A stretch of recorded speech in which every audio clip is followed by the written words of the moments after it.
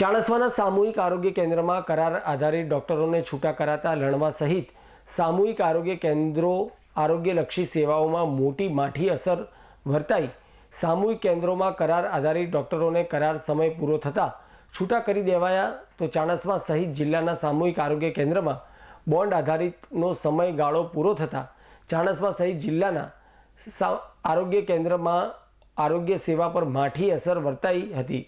ડૉક્ટરના અભાવે લણવા સામે કેન્દ્રમાં અને ધીણોજ આરોગ્ય કેન્દ્રમાં આજુબાજુના ગ્રામ વિસ્તારના લોકોને આરોગ્યની સેવા ઓછી મળતા આરોગ્ય સેવા ઉપર માઠી અસર થવા પામી છે। ત્યારે લણવા ગ્રામ પંચાયતના પૂર્વ સરપંચ તખતસિંહ રાજપૂત અને સાગરભાઈ લિંબાચિયાએ જણાવ્યું હતું કે અમારા લણવા સામૂહિક આરોગ્ય કેન્દ્રમાં ડૉક્ટર પલકભાઈ પટેલ સેવા બજાવતા હતા અને આજુબાજુના દર્દીઓ સાથે તેમનું સૌજન્યપૂર્વક વર્તન અને સારી આરોગ્યલક્ષી સેવાઓ પૂરી પાડતા હોવાથી લણવા આજુબાજુના ગામોને લણવા સામે આરોગ્ય કેન્દ્રનો સારો આરોગ્યલક્ષી લાભ મળતો હતો, પરંતુ ડૉક્ટર પલકભાઈ પટેલને છૂટા કરી દેવાતા હાલ લણવા આરોગ્ય કેન્દ્રમાં ડૉક્ટરના અભાવે આરોગ્યલક્ષી સેવાઓ કથળી છે અને ફરીથી ડૉક્ટર પલકભાઈ પટેલને લણવા આરોગ્ય કેન્દ્ર ખાતે લાવવામાં આવે તેવી લાગણી વ્યક્ત કરી હતી।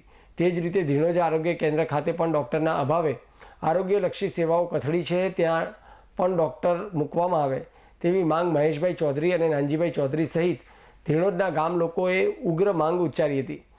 ક્યારેક ચાણસ્મા ખાતે એક આરોગ્ય વિભાગની સેવા સાથે જોડાયેલા કર્મચારીએ જણાવ્યું હતું કે આરોગ્ય કેન્દ્રમાં પહેલાં 11 માસના કરારથી ડૉક્ટરો ભરવામાં આવતા હતા, જે સારી આરોગ્ય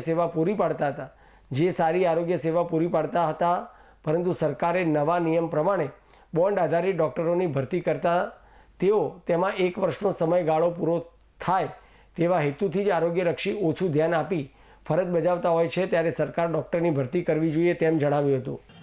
જે ડૉક્ટર પલકભાઈ સાહેબ સેવા સારી આપી રહ્યા હતા અને જે કોરોના સમયમાં સારી સેવા આપી છે, એમને લણવા આરોગ્ય કેન્દ્રની અંદર પાછા નોકરી લે એવી અમારી વિનંતી। હાલમાં લણવા આરોગ્ય કેન્દ્રમાં અંદાજે કેટલા ડૉક્ટરો હશે કે જે ખરેખર સેવા આપી શકે? કોઈ જ નહીં। અમારા સાહેબ હું ચાણસ્મા તાલુકા કોઈ પણ બધા દવાખાના ફર્યો આજુબાજુ કેટલા ગામોના આરોગ્યની સેવાઓની અસર પડે છે જેના કારણે બહુ જ અસર પડે।